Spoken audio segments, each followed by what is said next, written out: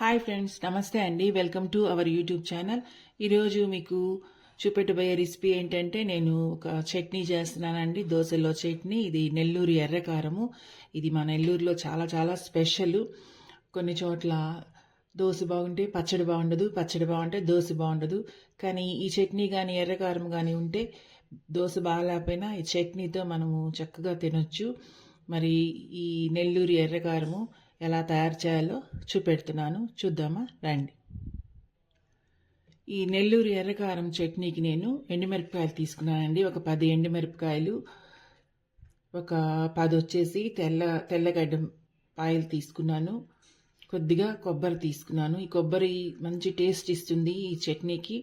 తర్వాత ఉల్లిపాయ ముక్కలు, సాల్ట్.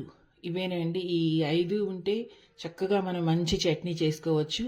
ఇవి అన్నీ కలిపి మిక్సీ వేసుకుందాం. ఇవన్నీ పచ్చివే మిక్సీ వేసుకోవాలండి, వేయించుకోబడలేదు. ఇది ఒక్క నిమిషంలో అయిపోతుంది. చాలా ఈజీ అండ్ టేస్టీ చట్నీ అనమాట. ఇవన్నీ మిక్సీ వేసుకుందాం. ఈ విధంగా నేను మిక్సీ పట్టుకున్నానండి నెల్లూరు ఎర్రకారము చట్నీ. ఇప్పుడు దోశ వేసుకుందాం రండి. ఇది దోశ పిండి అండి. నేను ఒక గ్లాస్ మినపప్పుకి 3 గ్లాసులు బియ్యం వేసుకొని నానబెట్టుకుంటాను. ఒక 5 గంటలు నానబెట్టి అందులో కొద్దిగా అన్నాన్ని, మెంతుల్ని, 1 టీ స్పూన్ మెంతుల్ని వేసి నేను గ్రైండర్ చేసుకుంటాను. ఇది చేసుకుని తర్వాత నేను ఒక 1 అవర్ బయట ఉంచేసి ఫ్రిడ్జ్లో పెట్టేస్తాను. ఇది చాలా బాగుంటుంది. వారం రోజుల వరకు ఈ పిండి బాగుంటుంది. కారం దోశ వేసుకుందాం రండి.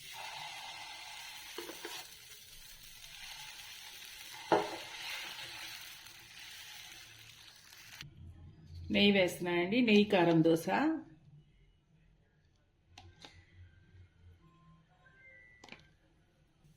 ఇప్పుడు ఎర్రకారం వేస్తున్నానండి.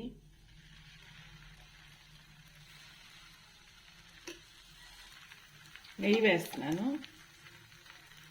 గీ కారం దోశ ఇది.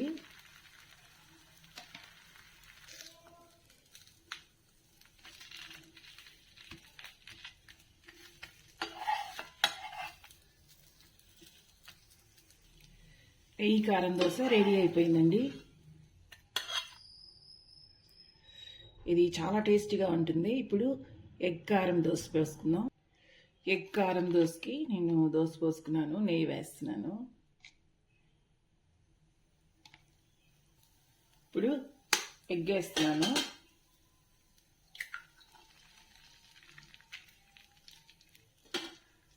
ఈ ఎగ్ని అంతా స్ప్రెడ్ చేసుకున్నాను. ఇప్పుడు ఇందులో ఎర్రకారం వేసుకుంటున్నాను.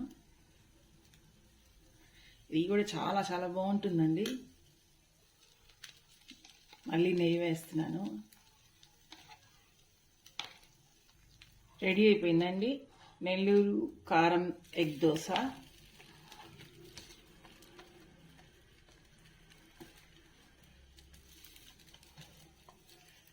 దీన్ని ప్లేట్లో తీసుకుందాం.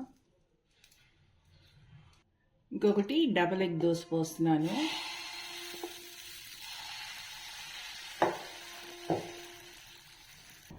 నెయ్యి వేసుకున్నానండి. ఇప్పుడు ఎగ్ని కొట్టి వేస్తున్నాను. ఇది డబల్ ఎగ్ దోశ. ఇది కూడా చాలా చాలా బాగుంటుంది. దీని మీద ఎర్రకారం వేస్తున్నాను. నెయ్యి వేస్తున్నాను.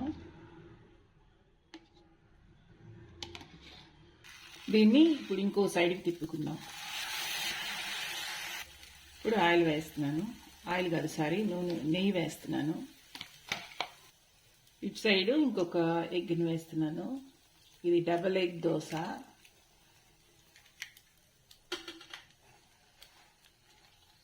ఇటు సైడ్ కూడా ఎర్రకారం వేస్తున్నాను.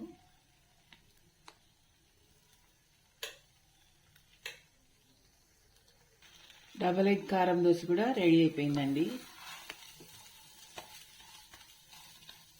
దీన్ని ప్లేట్లో తీసుకు అంతే అండి. నేను 3 రకాల దోశల్ని తయారు చేశాను.